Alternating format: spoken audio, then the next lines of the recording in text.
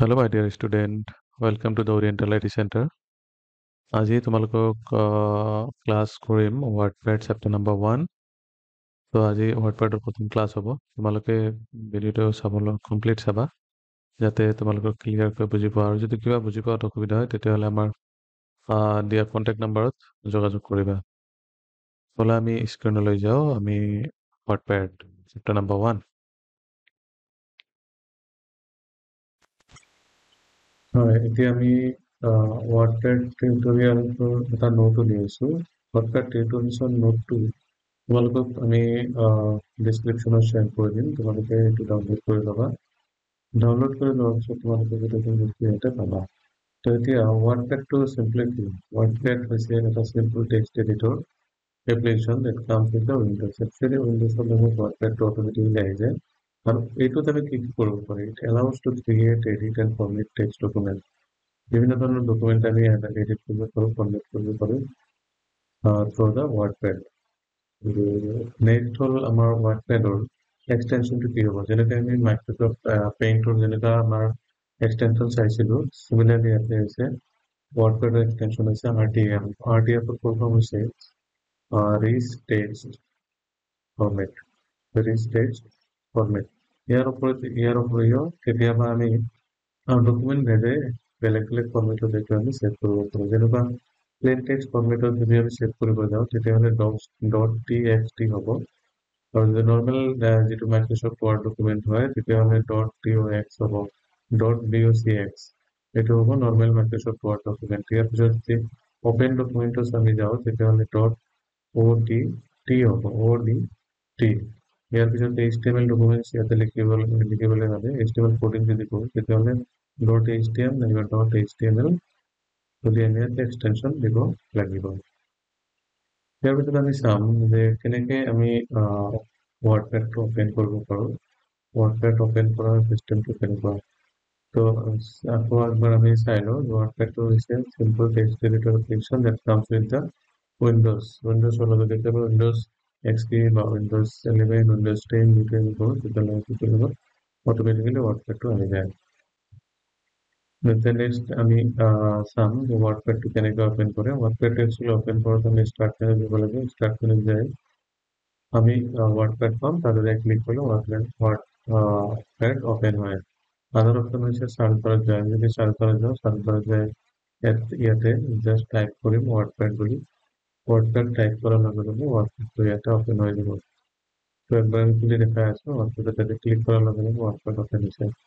Okay, next আমি এনেকৈ যদি আকৌ চাৰ্চ বাৰত ক্লিক কৰোঁ, চাৰ্চ বাৰত ক্লিক কৰাৰ লগে লগে ইয়াতে আমি টাইপ কৰিব লাগিব ৱাৰ্ডপেড বুলি। ৱাৰ্ডপেড টাইপ কৰাৰ লগে লগে কিন্তু আকৌ ৱাৰ্ডপেড অপেন হ'ব। চ' তোমালোকে নিশ্চয় বুজি পাইছা যে কেনেকৈ এটা ৱাৰ্ডপেড আমি কেনেকৈ অপেন কৰোঁ আৰু অপেন কৰাৰ চিষ্টেমটো কেনেকুৱা। তোমালোকে চেম চিষ্টেমত যায় নিজৰ কম্পিউটাৰত লেপটপত অপেন কৰি ল'বা। এতিয়া আমি এটা চেণ্টেঞ্চ ইয়াতে লিখিব বিচাৰিছোঁ, যিটো চেণ্টেঞ্চ লিখাৰ বাবে তোমালোকে গম পাবা যে চেণ্টেঞ্চটো লিখাৰ পিছত আমি এই চেণ্টেঞ্চটো কেনেকৈ বোল্ড, ইটালিক, আণ্ডাৰলাইন, ষ্টাইল দিব পাৰোঁ। বোল্ড মানে লিখাটো কেনেকৈ মোটা কৰিব পাৰোঁ বা কেনেকৈ ডাঙৰ কৰিব পাৰি এইটো তোমালোকক দেখাম। তো এতিয়া আমি নৰ্মেলি এইটো আমাৰ এইটো হ'ল আমাৰ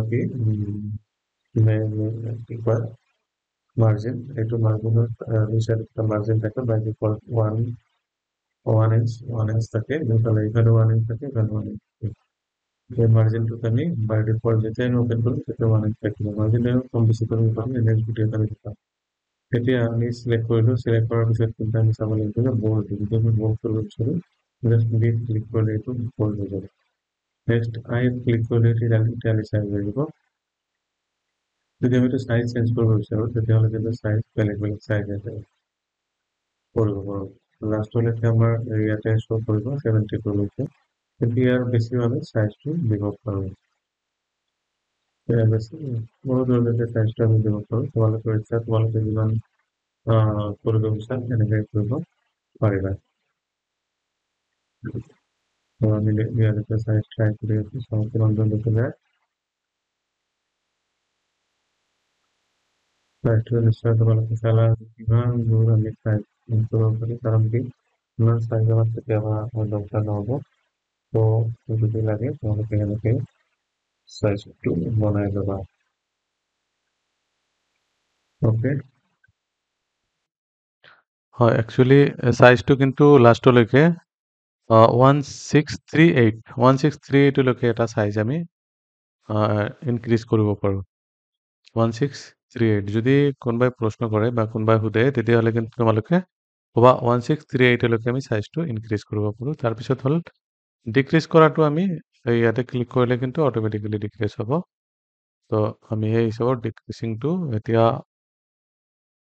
ইনক্ৰিজ যিমান হৈছে তাতকৈ আমি ডিক্ৰিজটো কৰি ল'ম। হৈ গ'ল। তো এতিয়া আমাৰ আগৰ যিখিনি কৰিছিলোঁ আমি সেই মতে আমি কৰি লৈছোঁ ইয়াতে চাইজটো দিছোঁ 24। তাৰপিছত আমি বল্ড কৰিছিলোঁ, ইটালিক কৰিছিলোঁ। বল্ড আৰু ইটালিক কৰাৰ পিছত আমি এতিয়া একবাৰ আণ্ডাৰলাইন কৰি চাওঁ যে আণ্ডাৰলাইন কৰিলে কেনেকুৱা হয়। এতিয়া আণ্ডাৰলাইনটো আমি কৰিলোঁ, আণ্ডাৰলাইন কৰি আকৌ আণ্ডাৰলাইনটো আমি গুচাই দিলোঁ। গুচাই দিয়াৰ পিছত আমি চাব লাগিব যে কালাৰ কেনেকৈ দিয়ে, অৰ্থাৎ চাইজ, কালাৰ আৰু লগতে ষ্ট্ৰাইক থ্ৰ মানে যদি কোনো এটা বস্তু আমি মাজেদি কাটি দিওঁ, ধৰক যে আমি কোনোবা এটা বস্তুৰ ৰেট, যিকোনো এটা বস্তুৰ ৰেট আমাৰ 999 থাকিল, সেই ৰেটটো যদি কোনো অফাৰ প্ৰাইজত আমি তাৰ দামটো কমাই দিওঁ, তেতিয়াহ'লে আমি বস্তুটো এনেকৈ কেতিয়াবা লিখিব পাৰোঁ যে আগৰ যিটো ৰেট আছিল 999 এইটো মাজেদি কাটি দিলোঁ আৰু লগত আমি দেখালোঁ যে বৰ্তমান ৰেটটো হ'ল 450। গতিকে পুৰণা ৰেটটো আমি ইয়াতে কাটি দি নতুন ৰেটটো আমি ইয়াতে বহাই দিলোঁ। সেনেকুৱা লিখিবৰ কাৰণে কিন্তু আমাৰ সচৰাচৰ ষ্ট্ৰাইক থ্ৰ'টো ইউজ কৰে। তেনে একচুৱেলি ইনক্ৰিজ দ্য ফণ্ট আৰু ডিক্ৰিজ দ্য ফণ্ট, আমি এতিয়া ফণ্টবিলাক এনেকৈ ইনক্ৰিজ কৰিব পাৰোঁ, এনেকৈ ডিক্ৰিজ কৰিব পাৰোঁ। ইনক্ৰিজ ফণ্ট আৰু ডিক্ৰিজক শ্ৰিংক ফণ্ট বুলি কোৱা হয়। শ্ৰিংক ফণ্ট মানে লিখাটো সৰু কৰিবৰ কাৰণে শ্ৰিংক ফণ্ট ইউজ কৰা হয়। নেক্সট আহিলে আমাৰ কালাৰ। কালাৰটো আমি যেনেকৈ ফাৰ্ষ্ট আমি চিলেক্ট কৰিব লাগিব যে কোনখিনি আমি কালাৰ কৰিম। সেই লিখাখিনি কালাৰ চিলেকশ্যন কৰাৰ পিছত আমি কালাৰটো চুজ কৰিব লাগিব। কালাৰটো চুজ কৰিলে সেই কালাৰটো হৈ যাব। বেচিকেলি আমি যেনেকৈ ইয়াতে কৰি দেখালোঁ তোমালোকক সেনেকুৱা। প্ৰথমত আমি কি কৰিব লাগিব, লিখাখিনি চিলেক্ট কৰিব লাগিব। আফটাৰ চিলেক্টিং দ্য ডকুমেণ্ট টেক্সট আমি কালাৰ চুজ কৰিব লাগিব যে কোনটো কালাৰ আমাৰ ইয়াতে দিব লাগে। তো মাই ডিয়াৰ ষ্টুডেণ্ট, আজি তোমালোকে যিখিনি শিকিলা সেইখিনিৰ ওপৰত আমি এটা টাস্ক আমি তোমালোকক দিম। ইয়াতে যিটো ওলাইছে এই পেজটো তোমালোকে কেনেকৈ বনাই দেখাব লাগিব। এই পেজটো বনাই তোমালোকে আমাৰ হোৱাটছএপ নাম্বাৰত হোৱাটছএপ কৰি দিবা। যদি কোনোবাই বনাওঁতে প্ৰব্লেম পাইছে বা কিবা সুধিব লগা আছে তেতিয়াহ'লে আমাৰ হোৱাটছএপৰ যোগেদি নাইবা আমাক কল কৰিলে আমি বস্তুটো শিকাই দিম বা আমি কৰি দিয়াৰ চেষ্টা কৰিম। চ' থেংক ইউ ফৰ ৱাচিং দিছ ভিডিঅ'।